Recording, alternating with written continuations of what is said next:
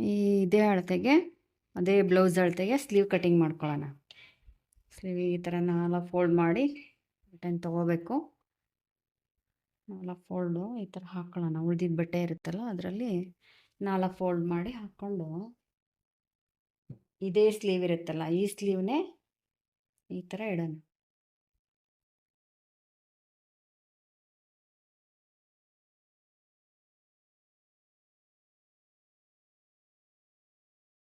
ಇದೇ ಸ್ಲೀವ್ ಇಟ್ಟು ಇದೇ ಅಳತೆಗೆ ಕಟ್ ಮಾಡಬೇಕು.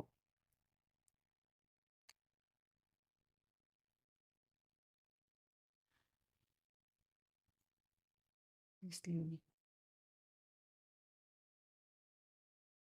ಸ್ಟಿಚಿಂಗಿಗೆ ಸ್ವಲ್ಪ ಬಿಟ್ಟು ಕ್ರಾಸ್ ಆಗಿ ಇದು ಉದ್ದ ಎಷ್ಟಿದೆ ಅಂದರೆ ಬ್ಲೌಸು ಇದು ಉದ್ದ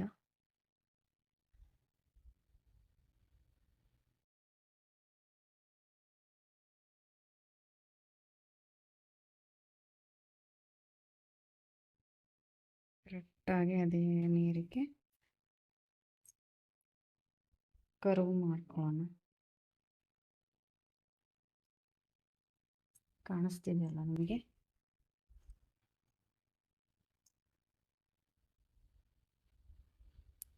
ಸ್ವಲ್ಪ ಕಟಿಂಗ್ ಗೊತ್ತಿದ್ರೆ ನೀವು ಆರಾಮಾಗಿ ಮಾಡ್ಕೋಬೋದು. ಇದು ಸ್ಟಾರ್ಟಿಂಗ್ ಆದರೆ ಅದೇನು ಅಳತೆ ಇರುತ್ತೋ ಅದೇ ನೀರಕ್ಕೆ ಇಟ್ಕೊಂಡು ಕಟ್ ಮಾಡ್ಕೋಬೇಕು.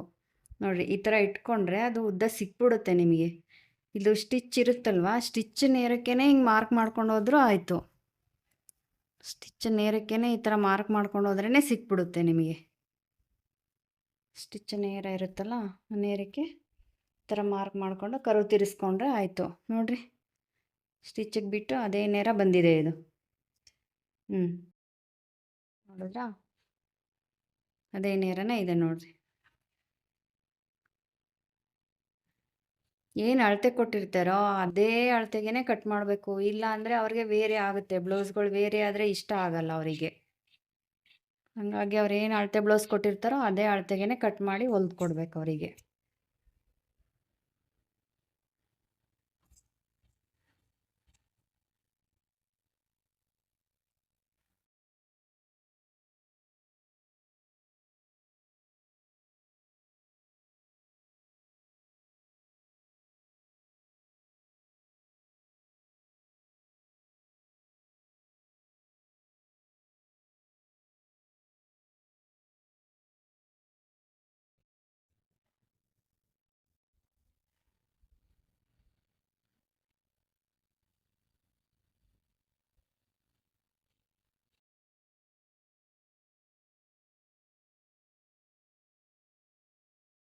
ಸ್ಲೀವ್